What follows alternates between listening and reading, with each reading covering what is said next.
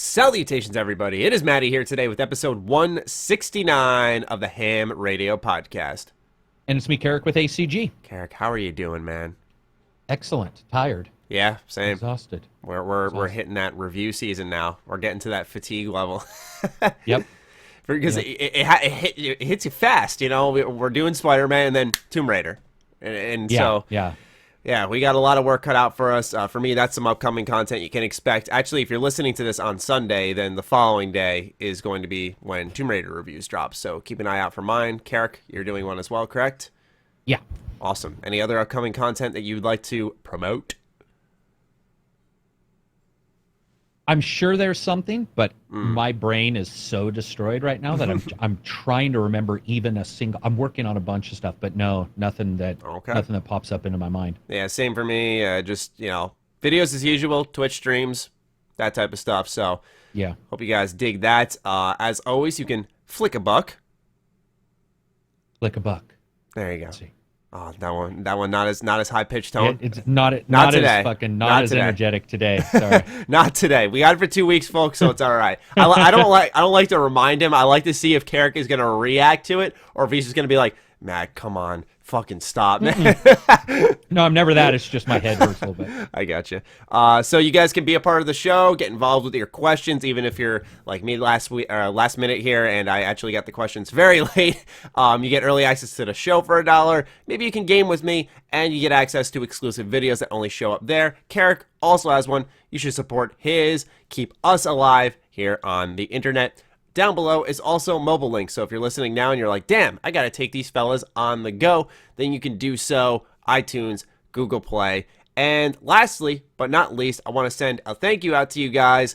Our podcast about the Spider-Man PS4 Puddlegate was our highest listened to show since Fallout 76's reveal, which is a pretty big deal.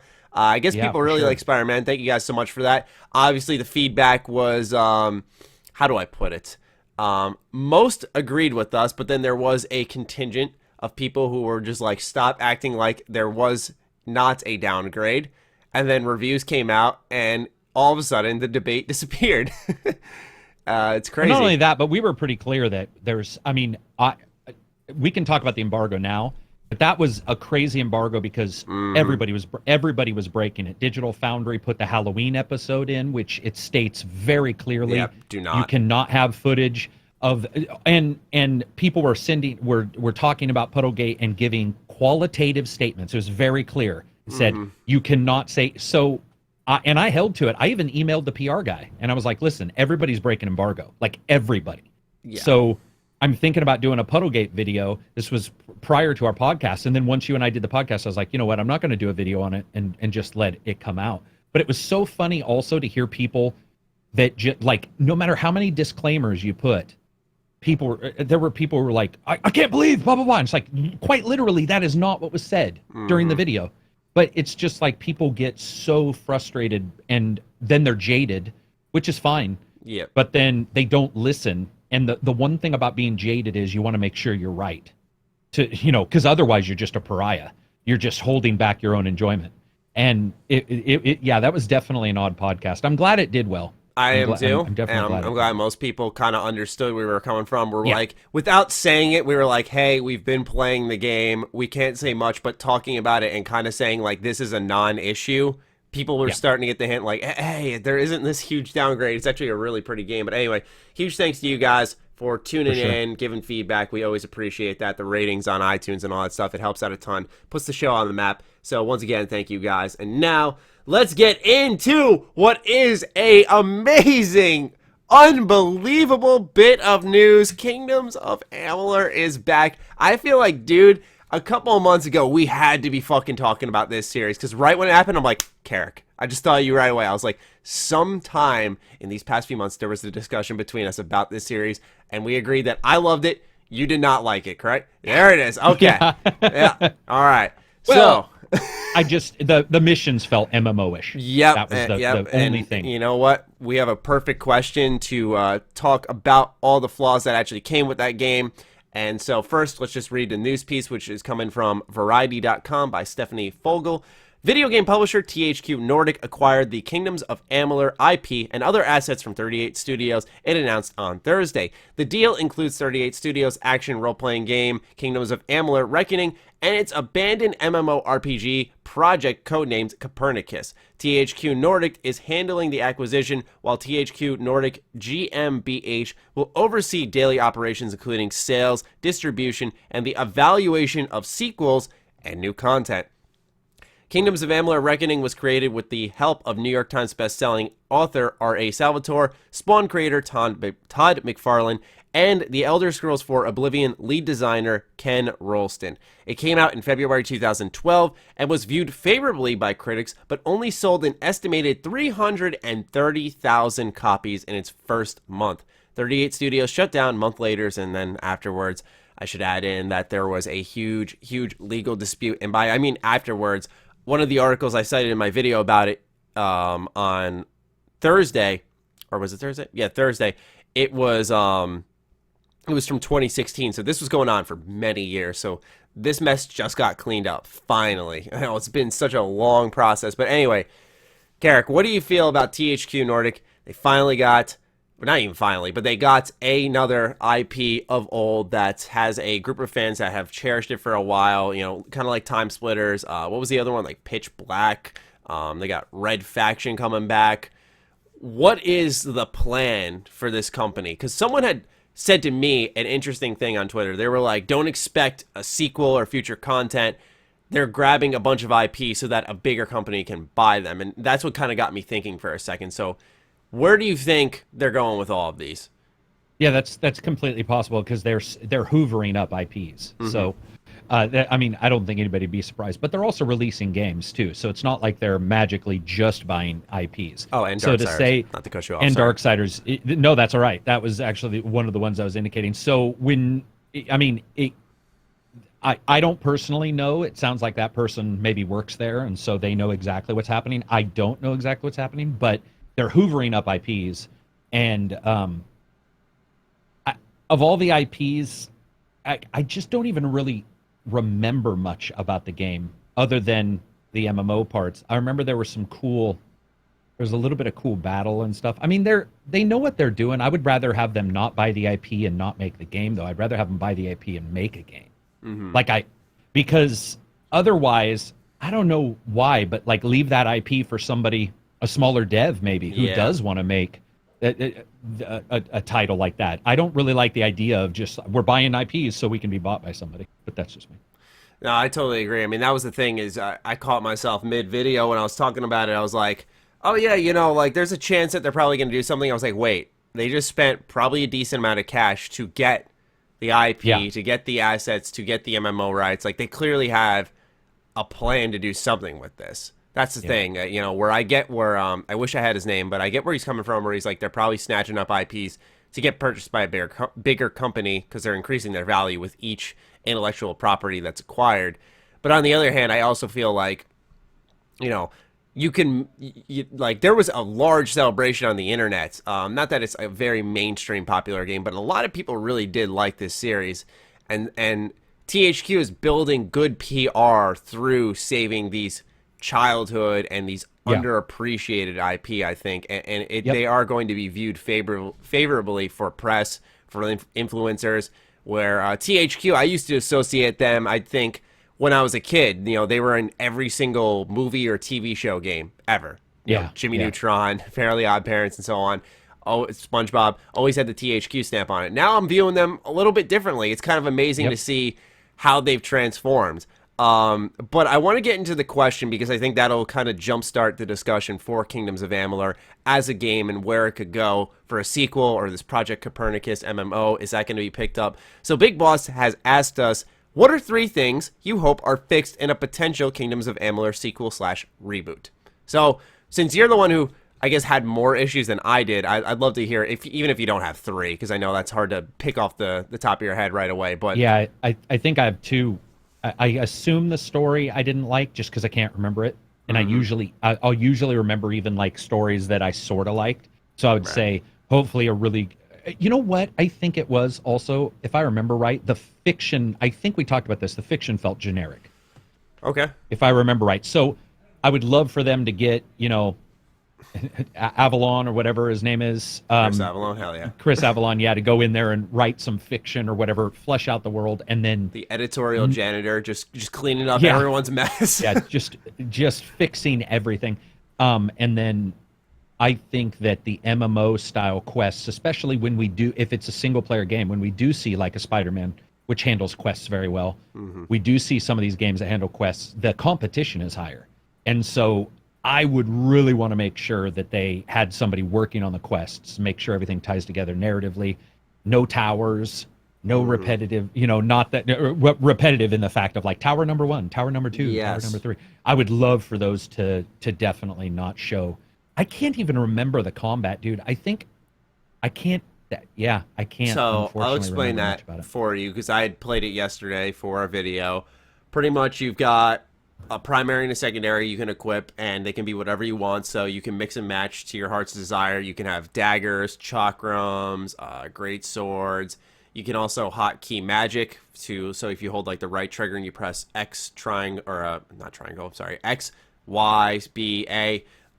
Those can all be different types of magic spells. So you have a good mixture between weapons, and that fits into I think they call it a destiny path or something along those lines. My memory is a little bit hazy on the leveling system, but pretty much what happens is you dump points into a skill tree, and as you go down a certain path, you unlock classes to mess around with. So you can unlock, a tier 1 rogue class if you're investing a lot of your points in finesse, and then a tier 2 rogue class, tier 3, tier 4, tier 5, because you're investing your time and your resources into that class. So it is absolutely a gameplay fueled experience. It's not really the choice and consequence that a lot of RPGs in games nowadays. I feel like every game pitch I hear at E3 was always choice and consequence.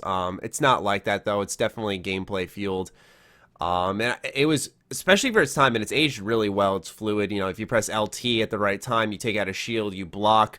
But if, like I said, it's at that perfect timing, you get like a counter, almost like the perfect dodge in Spider-Man, for reference. What else is there? You can dodge roll, and that's really all that comes to mind, right? Oh, and if you press the 2 triggers at the same time, you enter that reckoning mode where your eyes like glow a fiery blue, and you just destroy absolutely everybody in slow-mo, and then you do a finisher move, and if you mash the button enough, you get an XP multiplier. It's a fun combat system.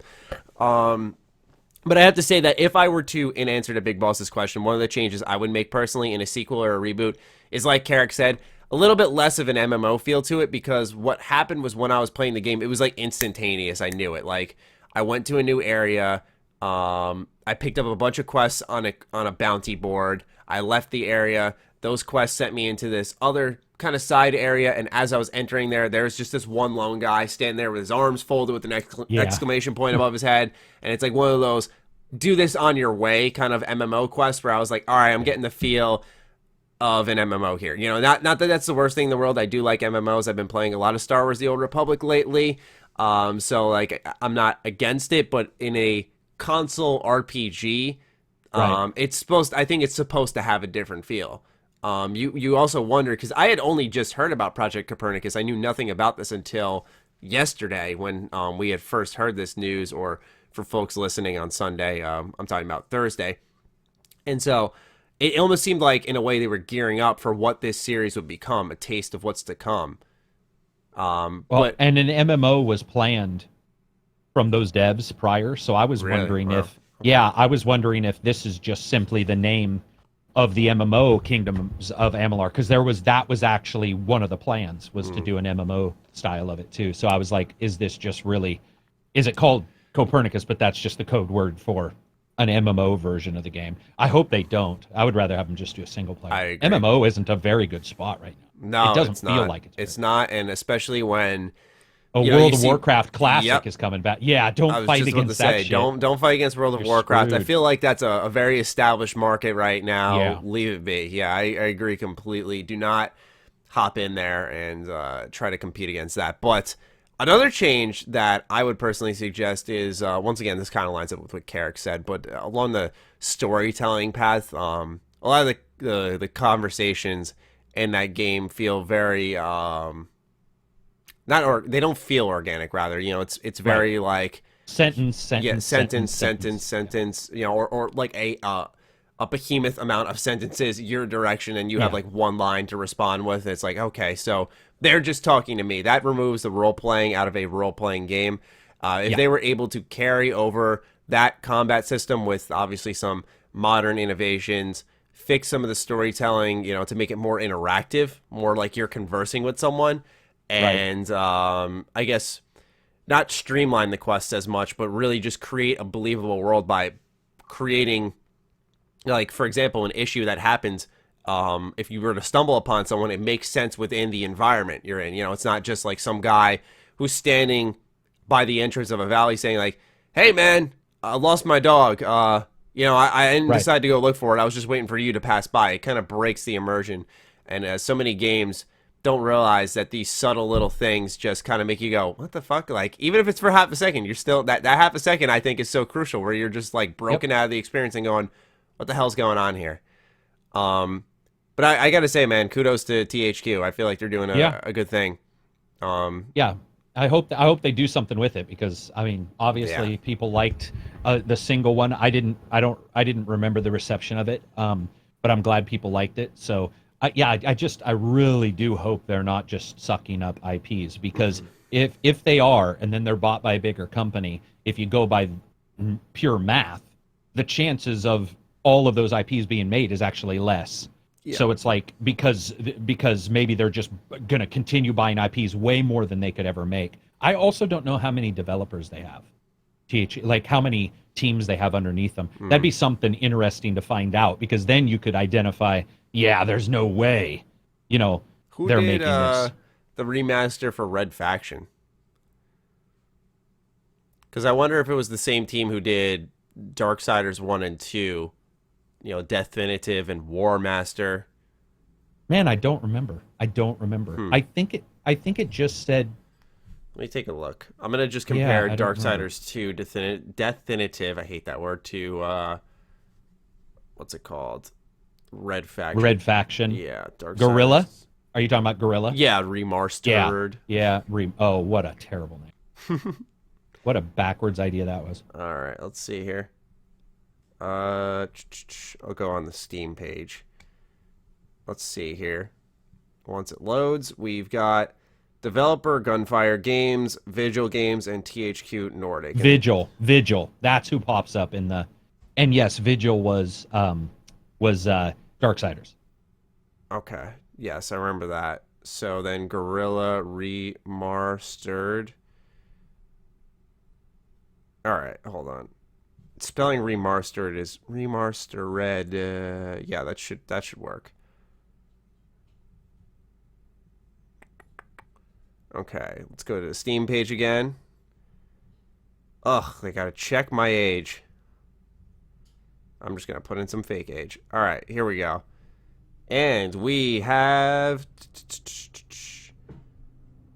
almost there. Volition and Kaiko. So, all right, so that kind of confirms my suspicions. What I did all that for was to try to figure out if they were going to take almost... I always like to use Marvel as an example of, like, let's find a developer for this, let's find a developer for that, and they kind of just handpick it rather than an EA, I guess. We have this team of devs, we bought this license, let's divvy it up amongst all of them and, like, have them, like with Star Wars, for example, that way. So it seems they're kind of going to find someone maybe for Kingdoms of Amalur, or already have someone in mind who can handle that IP and release a reboot of it. I imagine what they're going to do is, re-release, see how it does, and then from there decide the future. If anything, okay, we bought this license, we made money on the re-release, we'll leave it now, and that's it. Who knows? But I'm so stoked, man. That's one that, like, right here. Got my copy right here. Went out and fucking bought it. I was like, yep, I need to play this shit. Need to play it ASAP. Anyway, let's move on to the next bit of news. A very interesting week we've had here in gaming. Henry, you gotta help me out here again, because I don't want to Cavill. say Cavill. Okay, because I said Cavill, and then I said, wait, that's got to be wrong. Yeah, no, it's Cavill. Henry Cavill to play, you guys can tell how many movies I watch, to play Geralt of Rivia in Netflix's The Witcher series. So, the following information comes from, let me check the paper. Hold on. Laura Prudhomme of IGN. Henry Cavill has been cast to star in Netflix's adaptation of The Witcher as lead character Geralt of Rivia, the streaming giant has announced. The series is based on the best-selling fantasy novels by Andrzej Sapkowski. That's a tough one. I apologize if I mispronounced that as well. According to Netflix, The Witcher is described as an epic tale of fate and family. Geralt of Rivia, a solitary monster hunter, struggles to find his place in a world where people often prove more wicked than beasts. But when destiny hurls him towards a powerful sorceress and a young princess with a dangerous secret, the three must learn to navigate the increasingly volatile continent together. Cavill also proven himself to be a big fan of both the games and Sapkowski's novels, telling IGN the books are amazing, I started reading, and they are well worth a read. And apparently he's also played the games twice over, I think.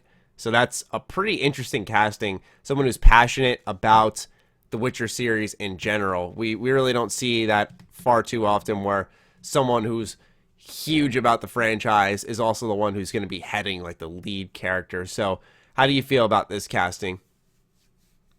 You know, most people would just look at Superman and go, no, but... Yeah, like me. I'm having a hard time. I mean, the problem, or not the problem, but the issue with, like, in Witcher is nobody's really that emotional anyway. And so I think he could probably do a pretty good job because Geralt isn't known for, like, emoting, and neither is Cavill. That's the issue, is he can't act very well. But he looks like him. Like, I actually think when I saw his side profile, I was like, holy shit. If they change, the hair and all that stuff, I could see that for sure. But I think overall it's a good casting. Yeah. I mean, it's really going to depend on if putting a bunch of money in Witcher suddenly makes a good movie or a TV show versus a good game. Yeah. I feel like, the initial takeaway, no matter what this show does, the initial first episode, people are going to be like, there's hope for TV shows and video game crossovers. Like, I can see it now, man. I love CD Projekt Red as much as the next guy, but I can already see it coming. People are just and you look at Lord of the Rings as becoming a TV show. So it's cool to see the fantasy shows or the fantasy games, continue to see TV shows and movies. So I'm excited for that at the very minimum. Yeah, absolutely.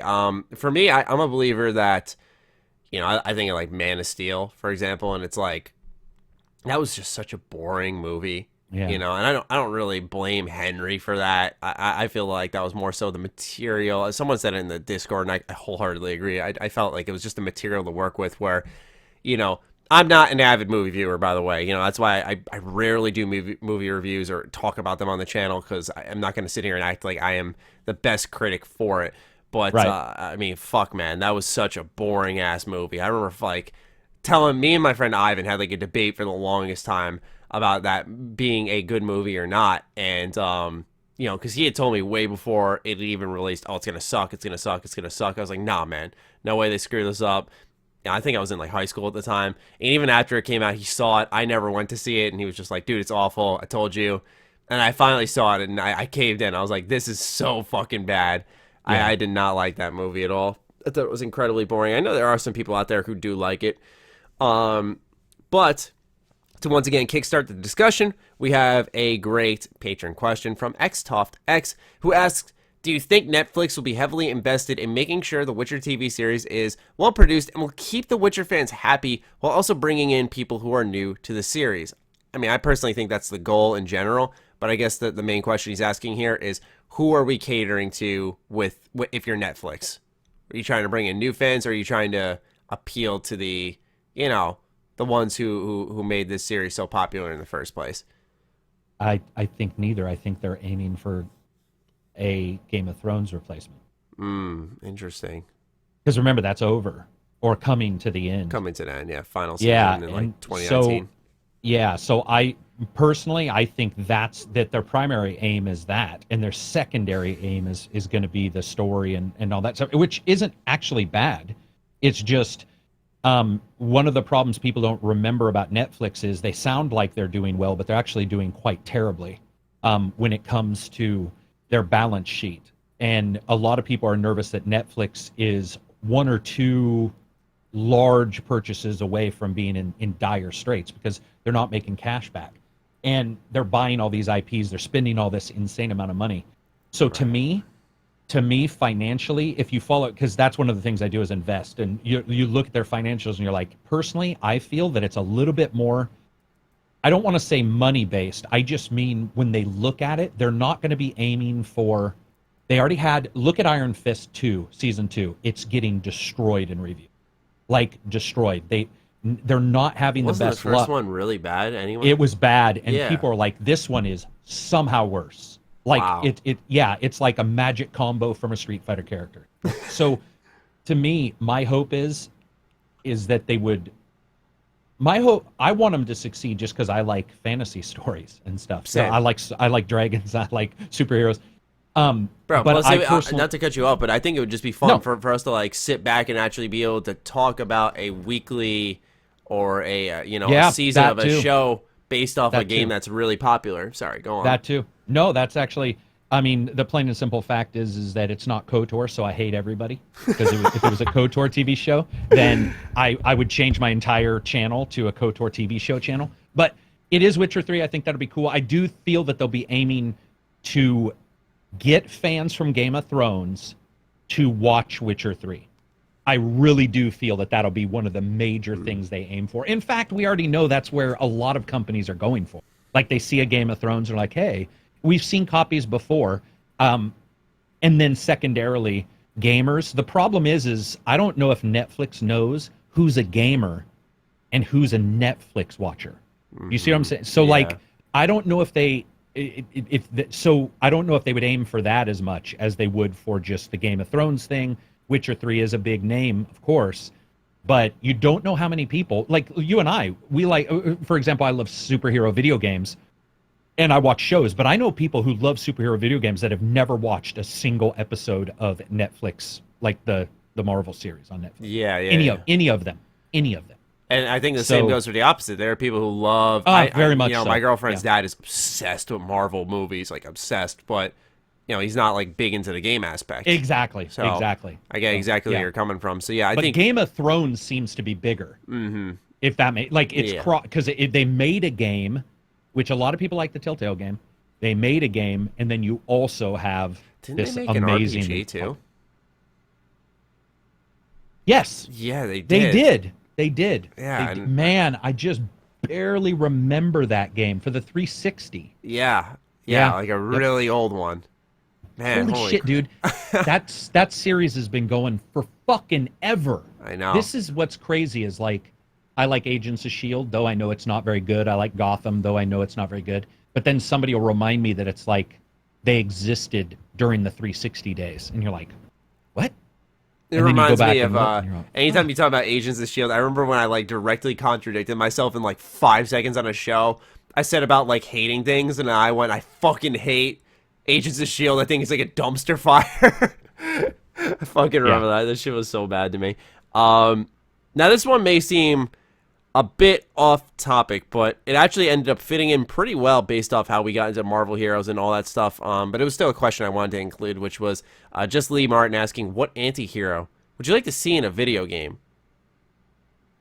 Has nothing to do with the Witcher Netflix series, but fuck, we're going to do it anyway. I already know your answer without you even knowing it. I was going to say I don't know it. The Punisher. But that... well, yeah, but he's already... sorry. Yeah.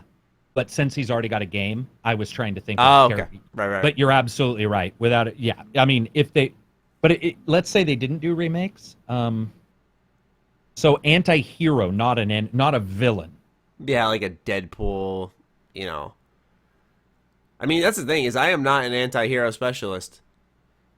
Actually, someone mentioned in the Discord chat Venom will be a good one. I think he's more of a villain.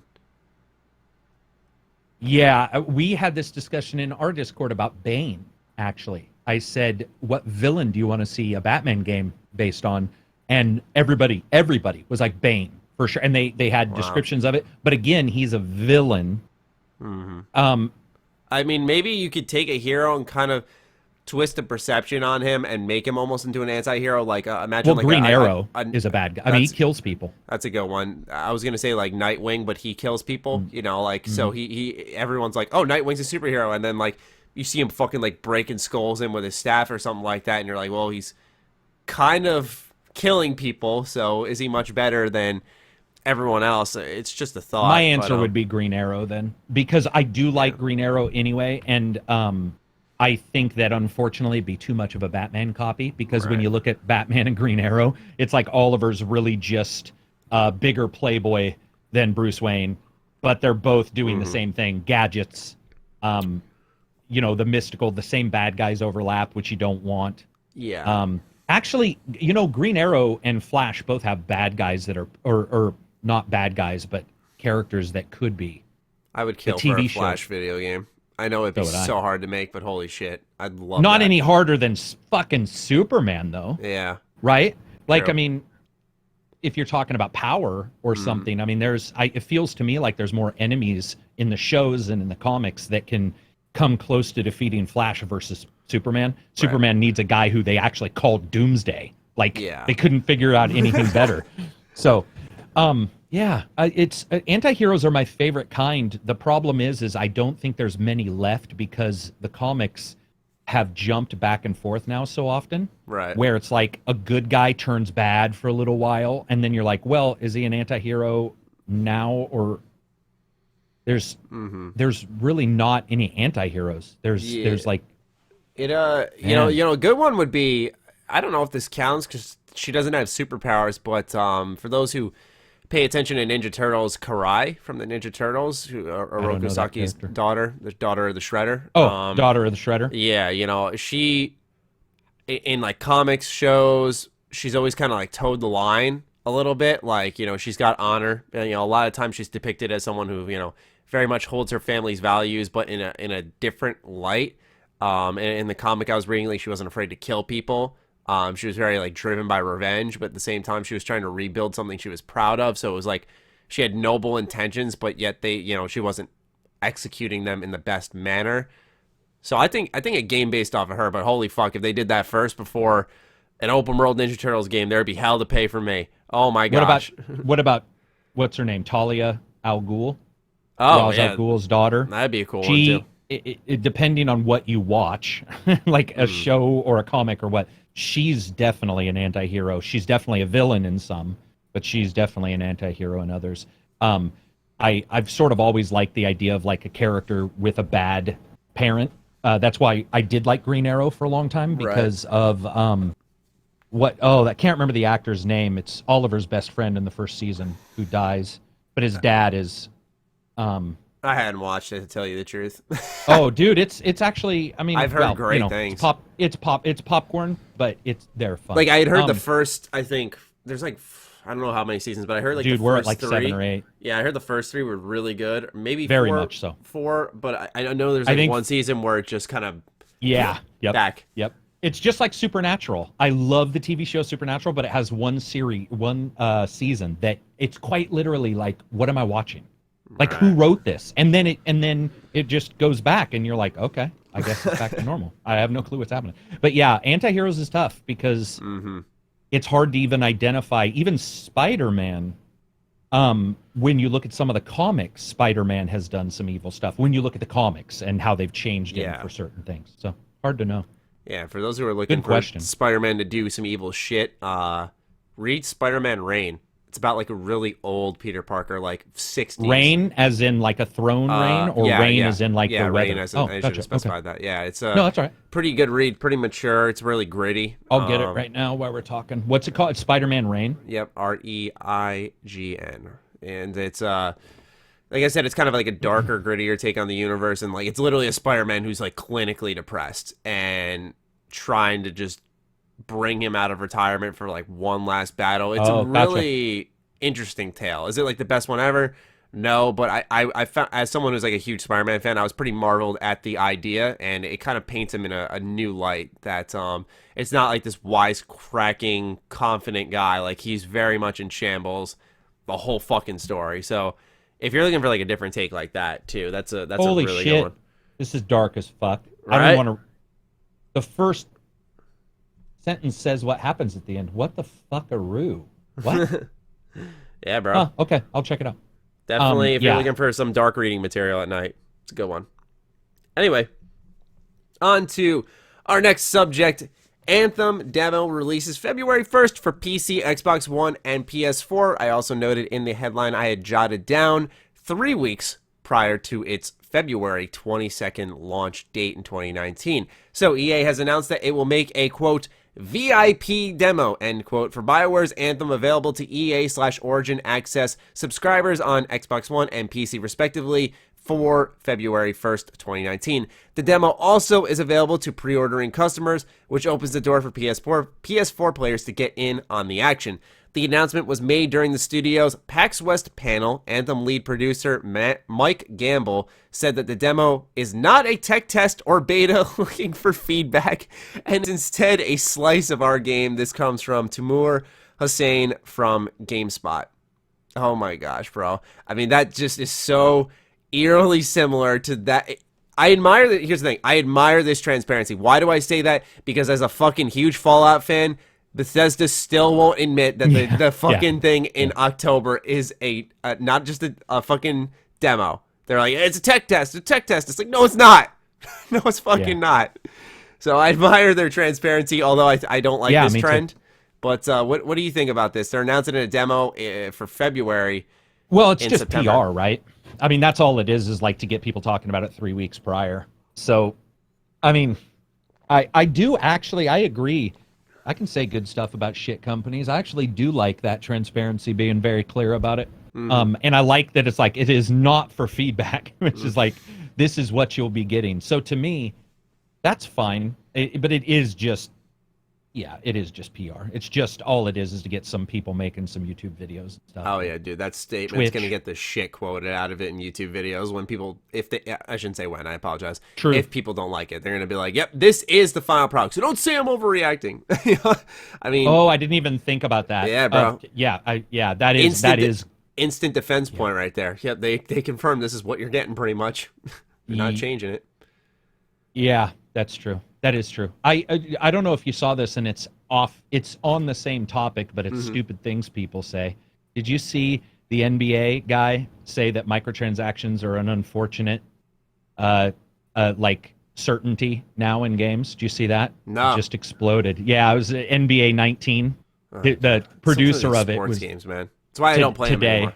Or maybe yesterday. Yeah, well, dude, I don't know if you saw my review for 2018, but you couldn't even do your beard and your hair the same color without fucking microtransactions. Like, it was broken. It was so. So I guess what I was getting to is, that's a dumb thing to say, and he's going to pay. Like, the company's going to pay for that. Obviously, it's a stupid thing to say. This is sort of transparent, which I like, because I also, you know me, I'm much harder on Bethesda than you are right now. I think, though, you're probably coming to my side, but the PR I've never been happy with, and I had forgotten about Fallout 76 and how that's going. So I sort of do admire the transparency. At least, they're upfront about it. We're not getting that info from some other big company, which is really negative, man. Like, Yeah, I mean, with the Bethesda aspect, the PR I've always been, like, hit or miss on, but, like, and we'll get into it later, but, like, how GameInformer's got this exclusive piece on Fallout 76, and the guy hasn't even played the game. It's just, like, that type of secrecy and shit is just, like, not a confidence builder for Bethesda. But as for Anthem, I don't know if I'm alone on this. I just think it's almost like an announcement for the sake of having an announcement at PAX. Yeah. Yep. To say they have a demo coming, because it's, here's the thing. It's PR. Yeah, exactly. Because I was going to say, I feel it's far more impactful for this type of game to, after December, holiday season ends, January start dropping trailers, and then be like, February, we got a beta, and just let it own, those next 2 months. The discussion, the talk, all that stuff. I think that, not that this was done too far in advance, because I feel like what they're trying to do is they know that the marketing cycle, the front pages are going to be dominated by game after game after game for the next couple of months. And then it's the holiday season where no one's buying anything because all the Christmas games have been purchased. And then it's like, then you just got like a month or two to market everything. And, you know, that isn't enough time for a game like Anthem, at least in my opinion. I think it'll still perform well, but I do wonder if that's why they announced this so far ahead of time. Because I just like, when you think about demos and betas, how far in advance are they usually announced? I mean, I guess Fallout's was what, 3 months? I guess, you know, I guess what they're doing is not far-fetched. Maybe it's just my perception because they're doing it at the end of 2018 into a month into 2019. So maybe that's why. Are you talking about Fallout itself? No, I'm talking about like I was contradicting myself because I was like, wow, it's kind of weird that they announced this so far in advance, and then I realized I'm pretty sure. Oh, Bethesda, you mean Anthem? Yeah, Anthem. I thought they did it too far in advance because Yeah. it's we got about 4 months in advance. Where I was like, oh, that's kind of strange, but then Fallout did it 3 months in advance, and it felt right. I guess it's just good for people who are interested in the game because for me, I'm zero interest in Anthem, zero. You know, I'm not gonna sit here and say I'm not gonna play it, but I was reading about how there's like not really role playing in this game. Like they're like, but before that they had said this is still very much a BioWare game you know and love. And I'm like, what? And that we're gonna put sex in it, maybe. Yeah, Remember that shit? Yeah, I'm like, dude, what it's crossed wires. What it is, and it's what one of their biggest issues. And a lot of devs don't do it, but one of the big issues is reacting to the outrage instead of making a good title that fits to a certain group and maybe doesn't cater to everybody. Anthem is the game that feels, even more so than Destiny, it feels like it's catering to everybody, dude. It's like if somebody says something, if they see anything negative, they're like, no, we're definitely doing, or we're thinking about doing that, or and you're just like, you're thinking all this stuff. You can't say that you're not this, but then add sex, I think what's happening is they have a vision and they're trying to remain hard on that vision, but yet they're scared and still sensitive, understandably so, to that Andromeda internet thrashing they got. And it's, you know, have they really had time to fully heal from that? I don't know, about a year and a half later. Remember too, Maddie, Mass Effect 3 did not launch with stellar reviews. People were mad about the ending. Some people liked it, but that ending, they got destroyed. So they went from Mass Effect 3, then they go to Andromeda, that gets hammered. You can bet some people, not everybody, but some people have worked on both. And Inquisition didn't really get the most love. So I don't know, man. It probably sucked to work there. You know what? Yeah, it's funny as you uncover that. It's almost like it's a scared company who's just like, please like our stuff, rather than just confidently creating and saying, take it as it is.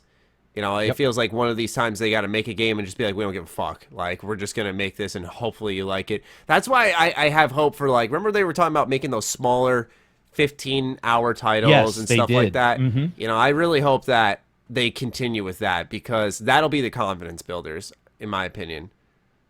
Do you know what, though? It feels to me like they announced that because it feels to me like they're saying stuff and that there is actually no backing for it. So we talked about it, and we were both excited for that. But I have this sickening feeling that if we went back and looked at news, somebody in the news said, I can't believe BioWare doesn't make shorter games. And they're like, oh, shit, that's what we'll say we're doing. Like, I don't know why, but that's what I'm saying is I'm saying that it seems like they're reacting to any press they're getting. And if they get a certain amount of press about something, they're like, oh, shit.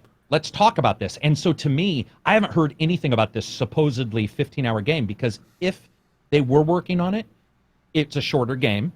It's got a quicker turnaround. We would be hearing about it by now. Obviously.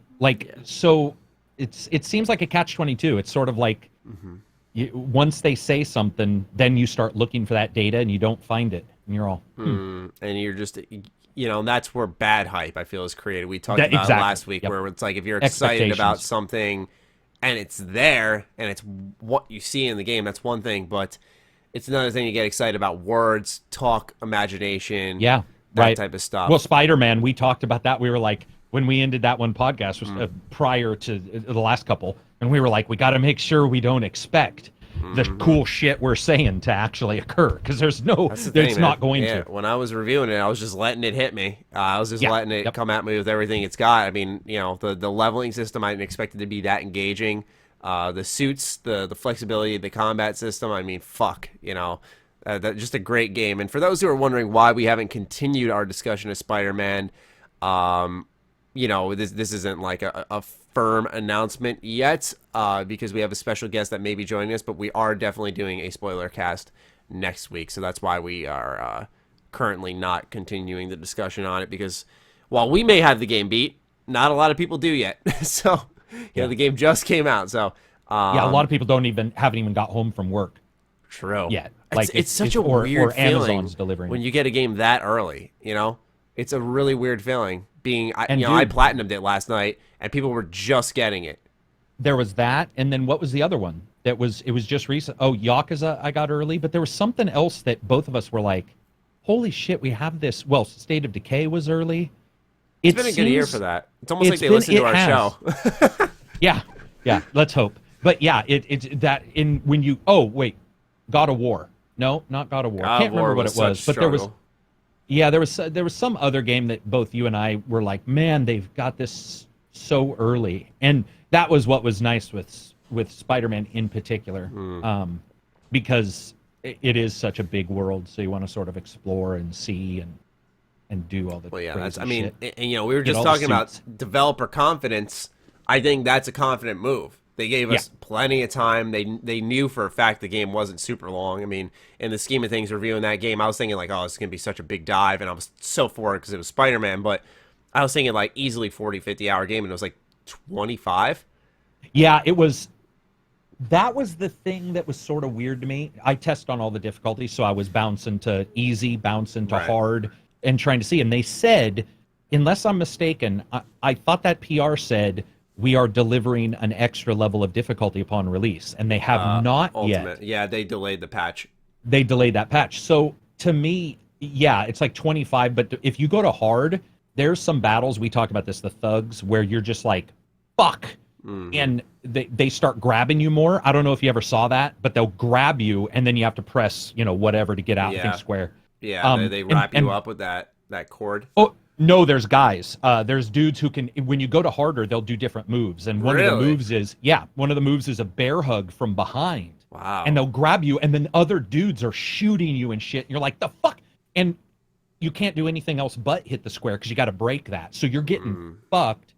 So it can be longer for sure. And additionally, I don't know about you, I had an issue with one boss that, and it's not the boss I bet you had a problem with, if you had a problem with any. I had one distinct boss that kicked my ass. And I'm going to admit, it was the first guy. It was, what's his name? He runs around like Juggernaut. The very first... Dude. Because they throw him at you fast. You're just learning the game. He's fast as fuck. He's freaky fast. And I was just, no matter what... And I started on hard, which was probably stupid. But... your little spidey sense is hard to see sometimes. The way it goes like, and it shows you like that he's alerting. And I got my ass kicked. But I would say 25 to 35, depending. Platinum's probably 30.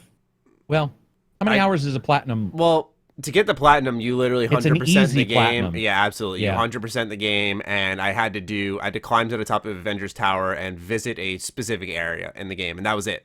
And so like people were asking me about the platinum the night I had posted it, and a couple of people were like, how'd you do this already? The game came out 3 hours ago. And I'm like, no. It came out a week and 3 hours. But, very easy platinum. Exactly. People were like, how hard is it? And I was like, put it this way, I didn't have a trophy list the entire time I was playing it. So I was just, like most games, I was just playing it. And I got to 97% without knowing what the fuck was there. So I was like, just play the game and you'll get it, But what I was getting at was, like, that was definitely a shorter game in the scheme of things, where giving us a week was pretty generous, and that showed a confidence level where, obviously with Anthem, this is going to be a game that everyone gets day and date because it's got to have servers and all that shit. Like, I doubt anyone gets that early. Is it going to go on EA Access? That's the real question, because if so, that's a week. True. Are they going to do a soft week? And if they do, are they going to restrict reviews like they did for... There was some racing game where they forgot that people got it on EA Access, and they were like, you can't do a review until this day, and it was a full week after everybody had been playing it. So it was sort of an odd situation. If they're doing that for... Because that's a really good point. I always forget about EA Access, and then it comes around a game I'm interested in. Like I remember Battlefield 1. I was like putting out review requests, and I was like, oh, screw it. You know what? Wow. You know what? I think the demo... Is the demo... Is going to be on EA Access, I bet. Yeah, it is. No, it is. I just know that, but I think that is their... 10-hour thing. Exactly. 10 hours of the demo. Exactly. So that works. See, the thing that bugs me though is like there's not really character customization. It's about customizing the javelin, like the Iron Man suit you're in. Well, it's Destiny, right? Yeah. Like, isn't that the way Destiny feels to you? It does to me. I don't role play much. I just I get new didn't weapons. expect it to be a role playing game. It's just it's like for me, and I know you can relate more than anyone else. It's just one of those like, damn, times have changed. Oh, no, for sure. Yeah, it's over. I know you didn't. I don't think you played these, but like the Pillars of Eternity games, I know you played Divinity, the Divinity Original Sin. Yeah. Those have replaced the big 3D modeled BioWare Mass Effect style games. Absolutely. And good point. Maybe it's because of resources and money, but that has replaced them. Or you'll get a Vampire, which is in the middle. Oh yes, Vampire, man. I was just talking about that the other day. I just got some shit from somebody for liking Vampire. They were like, I followed you for fucking 50 reviews, but you liked Vampire, so I fucking hate you. And I was like, well, first of all, 50 versus 1, I think that's a pretty good record. Like, would you just kick the pitcher off the team if they had one fucking, somebody hit a home run off them? Like, what the fuck? But ignoring that, I was like, how does someone hate Vampire? Not that you can't not like it. Mm-hmm. But how do you hate that game that much? Like, it's so odd. There's such a dichotomy there. And I think we're going to see it with Anthem. Dude, there's going to be people who hate Anthem probably already. Right? Yeah, for but sure. It's it's going to be such a shit show in those first couple weeks. Just so much shit flinging. Yeah, absolutely. Well, we'll see in due time. February's, at the rate of this year and how quickly it's gone, I'm sure February will be fucking tomorrow. So yeah, we're gonna be like, what? Yeah, Podcast exactly. 211. We'll be covering Anthony. Can't wait, man. Anyway, here we are, moving on to some more EA news. Criterion is developing Battlefield 5's Battle Royale mode. So yes, if you didn't know, this is the fall of the Battle Royale. All this information comes from DICE's official page. They say expect even more details on Firestorm, which is the name of the Battle Royale mode for Battlefield 5, to come as we head closer to launch. But here's a quick primer. That is a tongue twister. Wage war, there we go, in a ring of fire that slowly shrinks the battlefield. Don't get trapped. Fight to be the last infantry squad standing of 64 players in 16 squads.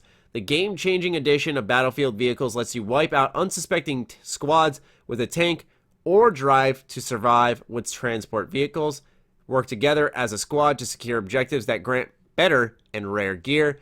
Clash on the biggest battlefield map to date. Transform the map with destruction. Feel Battle Royale brought to life with stunning battlefield graphics and audio. I can't get into how much PR. Yeah, that's like gamer thing, PR, gamer thing. You can just see right through it. And matches are tied to your company and Battlefield 5 progression. I can't get over that. It's still so funny to me. That's all the information on that, though. So, all right. Number one, Criterion developing this. You about that? Worked on Burnout? Yeah. You like that choice? So we'll talk about this in a second.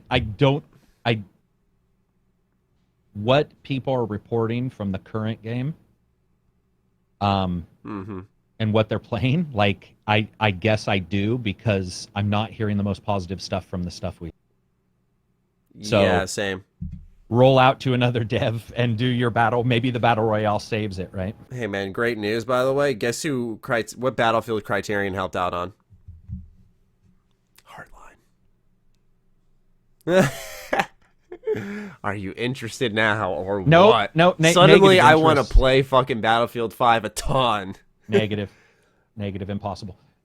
Yeah, I mean, I just don't even know what to think about those games, Matty. I don't know what's going on this year, but Call of Duty and Battlefront have like traded places 18 times in this fall. Like it's like, oh, everybody's hating on this, and then like the trailer yesterday for Call of Duty came out, and people were like, "This actually looks fun." And so then you're like, "Oh, right," because I didn't like World War II very much, the Call of Duty at all, really. And so and then it's like Battlefield. First, people were like, "This looks awesome." Then they showed trailers and like, "Eh." And then they showed another trailer like, "Oh, okay." And then they showed. You're just we're gonna go into this and just have no fucking clue. So to me, I like those guys.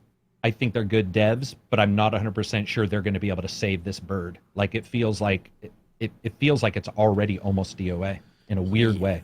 Yeah, I agree. I think it's because this is a year, like, it's always about the rebound, man. Like, there are certain years just Call of Duty's got it going on. There's certain years that Battlefield's got it going on. And I think this is just the year COD's got it going on. I mean, as someone who's generally favored as I've gotten older, Battlefield over Call of Duty, I'm looking at Call of Duty, I'm like, yeah, I'm about this. You know, I played the beta. I enjoyed it. Admittedly, I have to play Battlefield 5's beta, but I was watching Dreamcast guy's video, and when he said they removed tagging, I don't know if this is a permanent removal, but the fact that tagging is not in a Battlefield game really turned me off. You know, like, I love the idea of being a recon sniper in, like, the shrubbery above, and it reminds me of my time with Battlefield Bad Company 2. I love that about that game, man. I loved it about future Battlefield games, the tagging system. So for me, that was a really big deal, a big enough deal to turn me off entirely. But I really should give the beta some of my time. Anyway, though, you know, I'm liking what I'm seeing with Call of Duty. We had, funny enough, just seen this week as well, the trailer for the Blackout mode. Had you had a chance to look at that?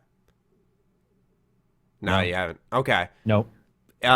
Obviously very PR-ish trailer, you know, selling moments that'll probably happen never while you're playing the game, you know. Oh, okay. But as someone who's played a decent amount of Call of Duty games, seeing like a melding of maps in almost a cohesive way where like you're seeing raid. Oh, shit. Sorry. Yes, I did see that yesterday. Okay. Yes. I thought it was a different one we were talking about. Yes. I apologize. No, you're fine. All good. No, I was just saying, like, I liked how there was a connection between all the Black Ops maps of old in a really fitting manner. It was really cool. So for me, it tickled the nostalgia a little bit, but it's doing something that we had said about Call of Duty for a while. Do something new. And yes, Battle Royale isn't particularly new, but they're adding a little new flavor to it. So wait a minute. So Battlefield, their Battle Royale is being worked on by Criterion. Yes. Okay. And then Call of Duty's got their own. And who's making this new one? Which dev is making? Treyarch. Okay, so Treyarch's making this one, but they're not. It's all Treyarch for this one, right? Yeah. They're not doing we've got a different dev. I'll double check, but go on. Okay, or not multiplayer. Sorry, because they're only multiplayer. So for me personally, if the TTK, if the time to kill, is not insanely fast like it has been in some Call of Duty games. We've talked about this before where it's like everybody's on Adderall and you're just like, what the fuck is happening? Because I feel that the Battlefields have started to encroach on that. But I wasn't aware that tagging was off. So you said they announced you can't tag in Battlefield? I don't know if it was an announcement, but somebody had. But I was watching Dreamcast guy's impression video of it, and he was like, there is no tagging in this game.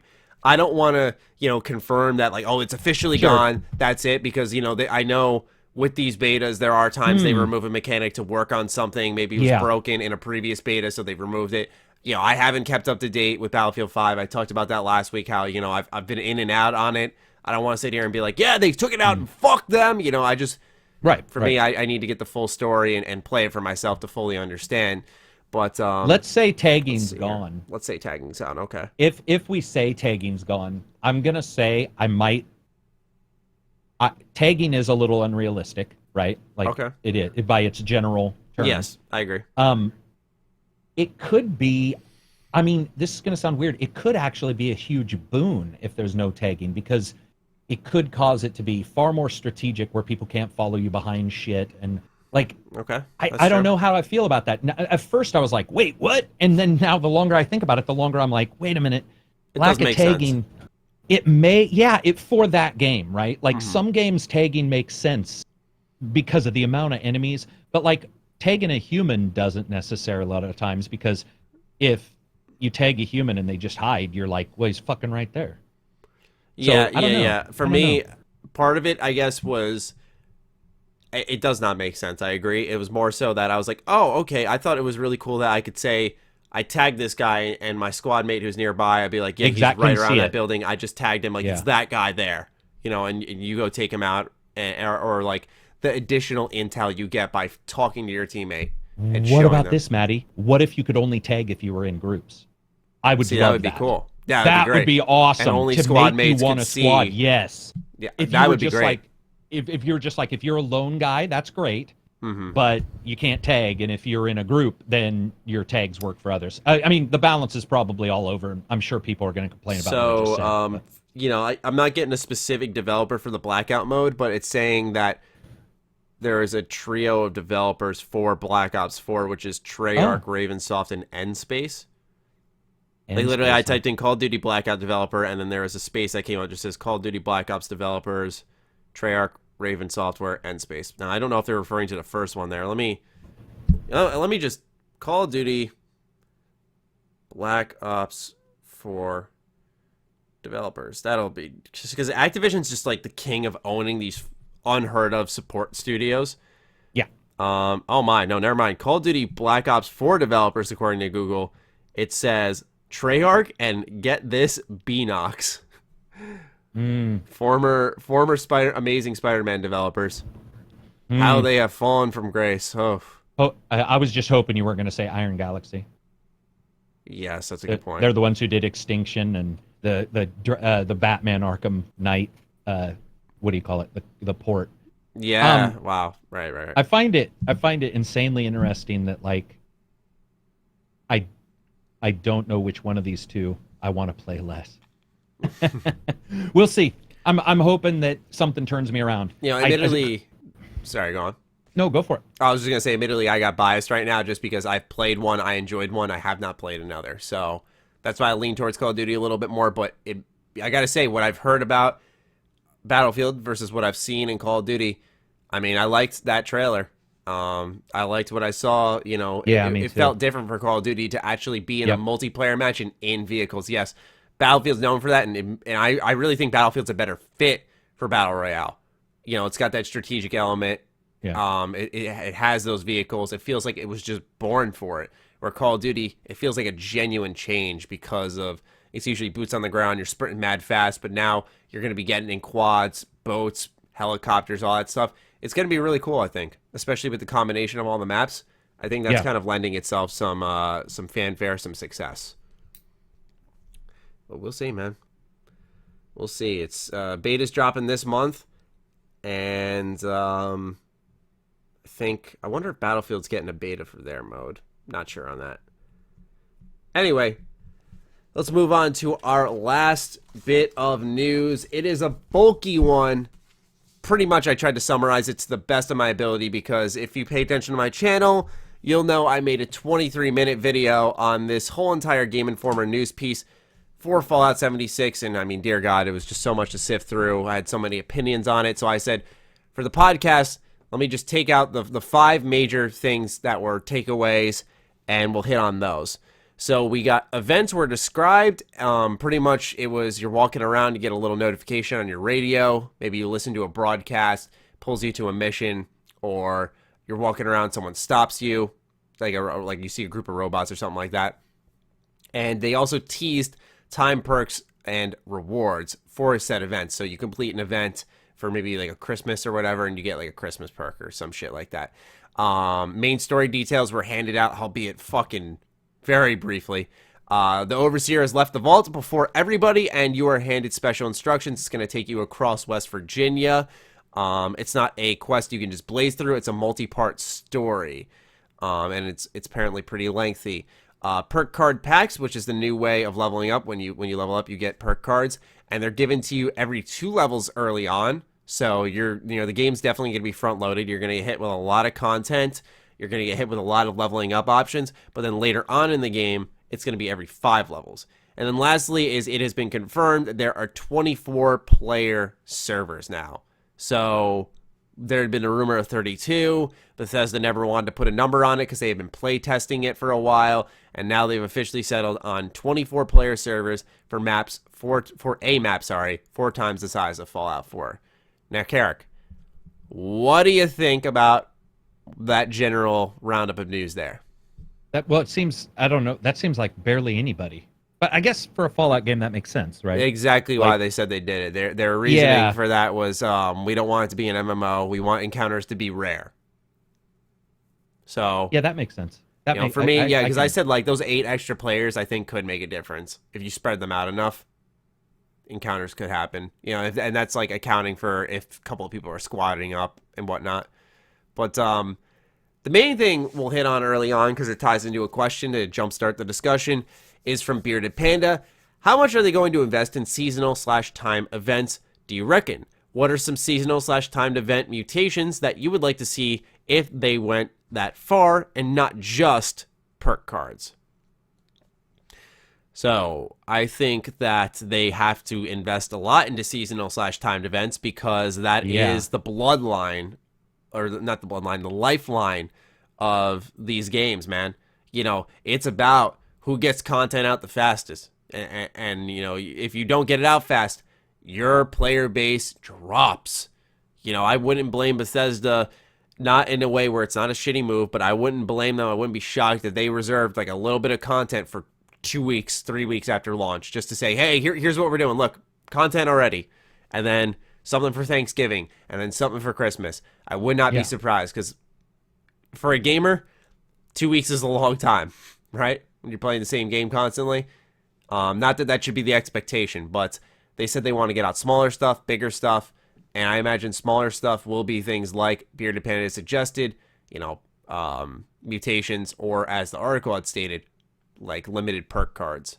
So if you were to see a crazy mutation, you know what those are in Fallout 76, right? Yes. Yeah, okay. So if you were to see a crazy one of those, or a perk, we'll use that too, even though he said not just perk cards, but, give you options. What would you want to see?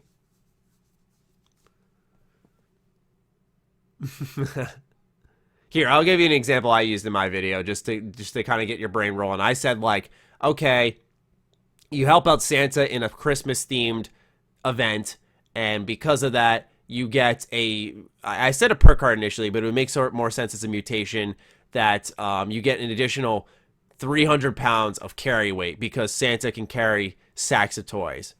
And it's like a little picture of a Vault Boy carrying a thing of toys in a Santa suit. So something along those lines. What would you think? But you're saying the question, you're saying a quest that involved helping a Santa style character, like a goofy. Yeah, like a timed event, like it's Christmas time. Imagine we're playing Fallout 76. It's Christmas time. They've announced, we got this Christmas event going on. Hop in. There's a Santa will be waiting for you out there. And when you complete his quest, there's a reward on the other end. And that's unique to that event. Then the event ends. You can no longer get that mutation or that perk card. Man, dude, like, fuck. I don't even know. I mean, because you have the problem is it's the real world. So it's like Halloween and Christmas, 4th of July would be awesome. Like, but dude, cool cosmetics maybe? Yeah, because I can't think of a skill. Like, I get what you mean by the extra weight. I thought you were gonna say, of all things, that like you could light up the area like fucking Rudolph's nose. Before you finish the sentence, I was like, you know what? That's a great mutation. Rudolph's nose, you get a little red light on your head. Exactly. Yeah, that's a good idea. A true mutation. But it's a better idea than I got, man. You should be doing this, not me.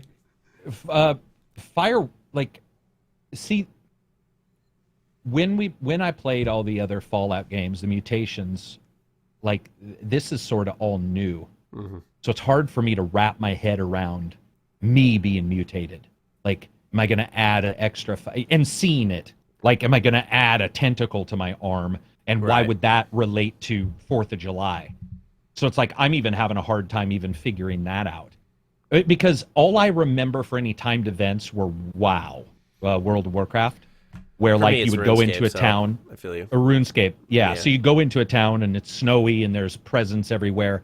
But I guess my question is, do we have any hint if it's supposed to be grounded in like Fallout's lore, or if it's going to be just completely goofy?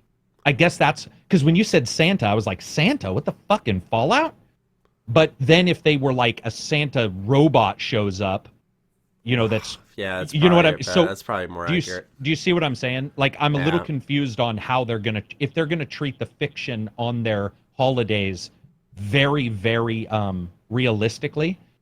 Then it's probably easier for me to come up. I like the idea of like Rudolph, or the idea of carrying stuff. But if you're just going to throw a Santa character there, then I'm like, well, they could do any holiday. They could do Arbor Day, and you can suddenly become a tree. Like, it sort of breaks it up that way. It's difficult for me because, dude, I've had such a hard time grasping what this game is. I still have a hard time grasping what it is. Like, I still... Even after this information, by the way, still. This information, all of the stuff... I was in your guys' Discord like 2 months... a month ago, maybe. And, well, right after they announced the big stuff. Maybe it was after E3. And maybe... Did they have their own event? They had QuakeCon, where they gave QuakeCon, like, the thank you, leveling system. And I was asking people, and they were explaining stuff to me, and I still was like... I think my brain is so attached to the Fallout typical structure that the lack of NPCs and all of this kind of stuff confuses the fuck out of me. Yeah, it's very hard for... I can't even think of one. I can't even think of a mutation other than Rudolph's nose. That's not... But here's the thing. That's not a bad one. You know? It would fit, I suppose, because I saw him transform into what looked like a werewolf or something in one of the videos. Somebody did... They like... got bigger. Are you talking about in the little Vault-Tec videos, like where? Yeah, didn't QuakeCon show something he like turned that? into like a kangaroo, like the bottom. Is that half. What it was? Yeah, something like that. Yeah, but I mean, that's goofy as fuck to me. But that's the thing is, like, I feel like when you commit to these games, I love Fallout, I love the lore, but I feel like 2-3 years down the line, what will keep the game alive? A wacky, fun idea, or a lore friendly? You know, they're trying to appeal to a mass audience, keep the game alive, keep people signing in every day. That's just my guess. I'm not saying I want that, but I just get the feeling that if that's what they're going for, they're probably going to go like, yeah, fuck it, let's put a Santa robot in the game. He's got a quest where you deliver gifts to a bunch of people or a bunch of like other robots across the wasteland. You come back, maybe you get a settlement item for decorating trees. You decorate a tree in your settlement, you get prepared for Christmas. You go back to the robot, show them your settlement. Chain it all together like that. It's a couple hours long, and the player, for participating, gets like new perk cards, new crafting items that they always have, and maybe like a new, I don't know, cosmetic or something like that. Stuff like that. Or what if it's like the idea of, for some reason, the Santa thing stuck with me, but the idea of like a robot with corrupted memory who was delivering presents, which were explosives to people. You had to chase him around the world, stop that from happening, then defeat him as a boss, and you get some shit from him. There you go. All those kind of things, you could definitely do. The problem, I think, for me is that, number one, you have national holidays, right? Mm-hmm. Some places don't have them. Like the same holiday. It's literally not connected. And then additionally, a lot of the holidays we have, if you have to fit it into their NPC and shit, then things get weird. Also, is it going to snow in the Fallout world? Because have we seen snow in a Fallout at all? Ever? Not that I can think of. So how is weather... Is it even possible? Yeah, exactly. That's a very good question. That's a lore question that I probably should have the answer for, but... No, that's sort of what I was getting to, is like, have we seen it in the lore even? Like, well, yes, Alaska, the VR. Wasn't that before? Man, hold on 1 second. That was Fallout. Let's go here. Something protocol. The average temperature of the world rose after the war. It doesn't get cold enough to snow in places anymore. Yeah, so it's like a general science answer to it. So you have that, which then indicates that, let's say, winter storms wouldn't be as big of a deal, so Halloween wouldn't be as cool. Yeah, I don't know. I mean, timed events I think sound awesome to me, but the only one I can think of two, which is Christmas and 4th of July. Like there's Independence also Day. there's also the line of patrolling the Commonwealth or the Mojave makes you wish for a nuclear winter. So there's that. There's mods that have snow in them. Yeah. Plenty of them. The Frontier is one that's for New Vegas that's really popular, and that's in Oregon, and that has snow, but I don't think that's like during the post-bombing, if I remember correctly. I'd have to do some research on this. Fuck, I didn't expect this to go in this direction. Let's see here. What else do we got? People had found inside Fallout 4's code was actually a weather cycle system that was never fully implemented. Here's perfect place. Reddit Fallout lore. That's a good place to go. It's easy enough. There you go. Does it get cold in the Fallout universe? Fallout 4 takes place in Boston, and it starts in November, which is generally an absolutely frigid time in the Northeast, especially Massachusetts, yet the weather seems relatively nice. With the Great War and the resulting environmental impact have created a world where it's fairly warm all year round. First comment, patrolling the Mojave almost makes you wish for a nuclear winter. Yes, it does. It probably doesn't get cold anymore. Of very long summers and shorter winters, but we can assume the seasons have made a comeback to Earth. The Earth has taken the time to begin to repair and adjust to the new cycles. Okay, so... So it's a new game, so there was a mention of snowfall and tactics, but tactics is only semi-canon. I remember that. In Far Harbor, one of the characters mentions that the ocean freezes over at a certain point near Maine. Okay, see, this is what I love. This, I have to say, a little tangent here. That's what I love about Fallout. That one sentence right there, that a developer may very well have just innocently tossed in, as like a conversation piece or just a little bit of dialogue, adds to an argument of some type of weather in the whole universe. I think that's the coolest part about this series. Let's see here. You can guess it's pretty chilly. There was snow in New Vegas in the mountainous regions. Fallout 4 starts in October, not November, but leaves have fallen off the trees, piles of them all over, most noticeably in Sanctuary. I imagine that's because of the whole world being nuked, that the seasons are definitely fucked, but I imagine it still gets cold, just not as normally as our less nuked universe. And the infamous quote, patrolling the Mojave almost makes me wish for a nuclear winter, seems to imply they know what winter is. Okay. So, from the sounds of it, there hasn't been snow outside of the mountainous regions in New Vegas, which maybe that's a part that hasn't been explored, and Bethesda can fill that out. I'm thinking that's exactly what I'm thinking. Is this is their new game? Maybe they added that to the engine, and this will be the first time where, you wake up one morning, log into the game, and there's snow. Like, I'd be fine with that. In fact, I think it gives it a different feel. Well, not only that, but you hear nuclear winter all the time, and yet we've never really had one in the one game that handles the one game that's post-apocalyptic and has 85 fucking games in the series. So, like, this would be a perfect time to do it. Yeah, sadly, like, I'm a huge Fallout fan, but I'm not like one of those fans who like knows, the Fallout lore better. The weather patterns you probably should. Yeah, but I'm saying like there are people who expect me to know absolutely everything. Yeah. Let's see what there's a definition in the dictionary for nuclear winter: a period of abnormal cold and darkness predicted to follow a nuclear war, caused by a layer of smoke and dust in the atmosphere blocking the sun's rays. So a nuclear winter happens almost instantly after a bombing. Yeah. Wow. That's actually kind of interesting. Yeah, I think of all the games, since we do see, because, Fallout 4, Fallout 3, Fallout New Vegas, we saw weather people added in, like, mods for weather of all kinds. Right. I would say this is probably the one time where Bethesda probably has the ability to say, well, let's put it in ourselves.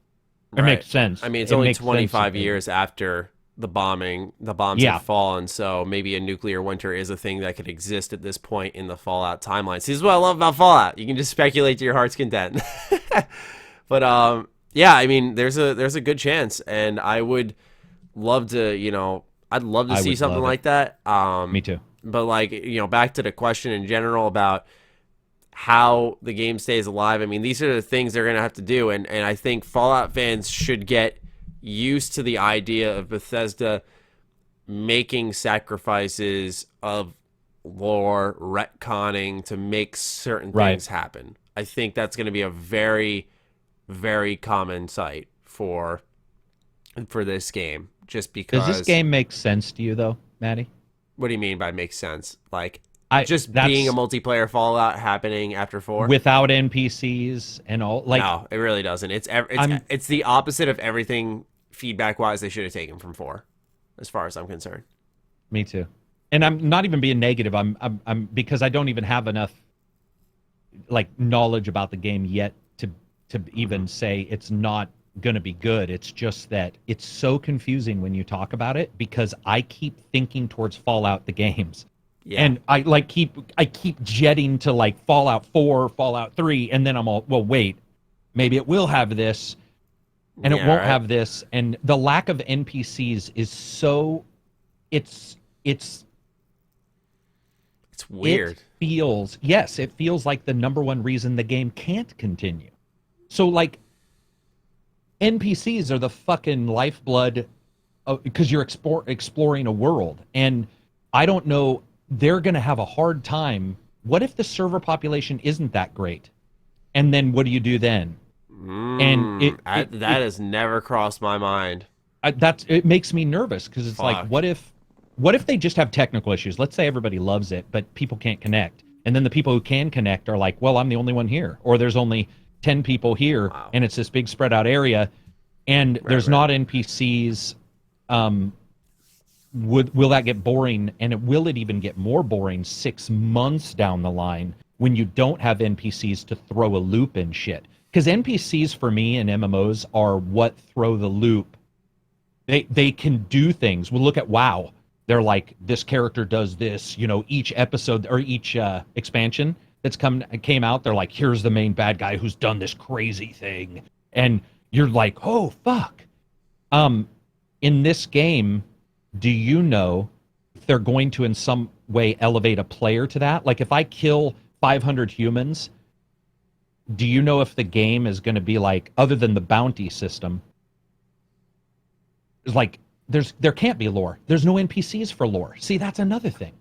It's just events that you discover in buildings, and it's events and that you discover. Yeah, flesh out the universe is all. I'm so confused by this game, man. Yeah, I'm so confused. I mean, that's why like people go like, "Why aren't you hyped?" I'm like, because I don't know what to be excited about. Not in a negative way, just I don't know shit about it to really be like, I'm hyped. It's like, all right, I know it's an online Fallout game, and I know I'm going to play it because I love Fallout, but I don't know. Yeah, of course. I'm in love with the idea of it. It's very weird after Fallout 4. People are like, we had great shooting here. We had some good exploration. Keep those things. Focus on dialogue. Focus on storytelling. Exactly. Condense it a little bit. And what do? They make a map 4 times bigger. They focus on the shooting. They remove NPCs. There's no dialogue. There's just an emote wheel. Wait, what? Hold on. What? Emote wheel. That's how you communicate with other players. Either that or your in-voice chat, which is like radius based. I know, bro. It's just it's so wacky to me. Are they gonna do what that one game did? There was an online game that banned Discord. Because if they don't ban Discord, you know what's gonna happen. Like, people will use Discord for chatting regardless of the... So am I supposed to always be in game chat no matter what? Yeah, that's what I'm... Like, oh, man, dude. Yes, man, no dialogue. What the fuck is going on? Like, I'm so confused. I can't wait. We're not too far out. Yeah, we're only about 2 months and a week 2 months away. out, yeah. So yeah, we're getting there. I guess that's another thing that bothers me is prior to Fallout 3, 4...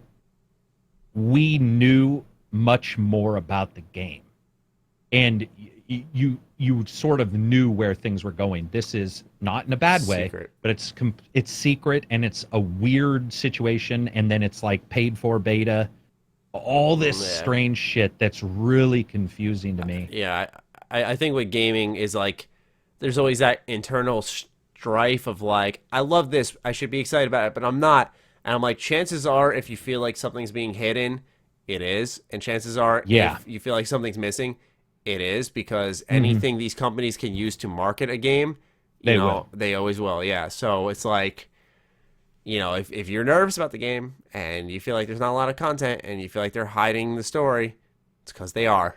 You're not imagining things. They absolutely are. And, so just if you're, because I know I have a lot of Fallout fans on my channel. If you're planning on purchasing the game, just do it wisely. Wait for reviews. Wait for impressions. Wait for people to talk about the game. Hopefully that people being Bethesda at some point. Because I have a question. So I somehow miss the no dialogue. I can sort of see, because there's no NPCs, they think, okay, an emote wheel and this radius chat, which people are going to cheat their way around that. But ignoring all that, I know the bounty. I like that system where like you shoot them if they don't shoot you. I think that's all. I think that's all. PvP is good.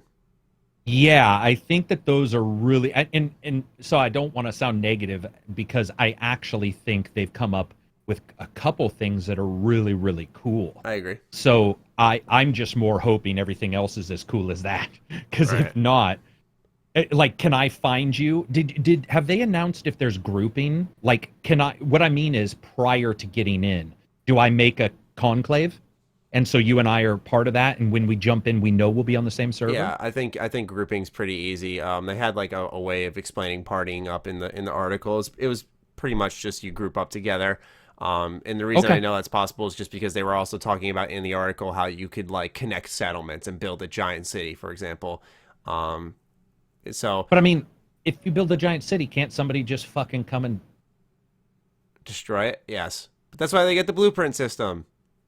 So even if it gets destroyed, you just place it back down. Dude, I'm telling you, this game at launch is going to be messy. Yeah, it may even be awesome where random, just like where the stories, if you've seen them, some people do the YouTube video and they'll be like, my life is a Khajiit. And they'll just, they're like, and I ran away because I was scared. That could it could be awesome. Like, we could jump in there and it could be so out there that people are just doing things completely unexpected and completely not like any other Fallout, which I'm really excited for if that happens.